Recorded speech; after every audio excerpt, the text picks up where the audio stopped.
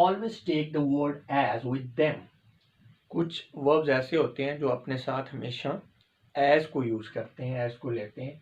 Such verbs include define, treat, depict, portray, regard, mention, represent, describe. यानी ये ऐसे verbs हैं जो अपने साथ as को लेते हैं. अभी हम एग्जांपल देखेंगे तो क्लियर हो जाएगा आपको.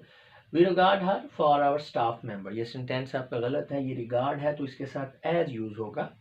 We regarded her as our staff member. They portrayed him for the most talented player. They portrayed him as the most talented player. We portrayed her an athlete. We portrayed her as an athlete. Portray का मतलब होता है नक्शा खींचना या जाहिर करना. हमने उसे एक एथलीट जाहिर किया या हमने एक एथलीट जो है के तौर पे उसका नक्शा जो है खींचा. We were treated the chief guest. ये गलत है आपका sentence. We were treated as chief guest. हमारे साथ चीफ गेस्ट जैसा बर्ताव जो है वो रखा गया या हमारे से इस तरह से सलूक किया गया जैसा कि हम चीफ गेस्ट हों. यहाँ पे रिगार्डेड होगा, ये गलती हो गई है लिखने में.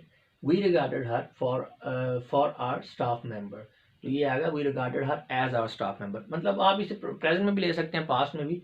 तो यहाँ पे रिगार्ड है तो वहाँ पे रिगार्डेड कर दिया. तो मैं इसलिए बता रहा हूँ कि कहीं आप कंफ्यूज ना हो जाए. तो यहाँ पे आप इसको रिगार्डेड समझ लें या वहाँ पे रिगार्ड कर लें, एक ही बात है.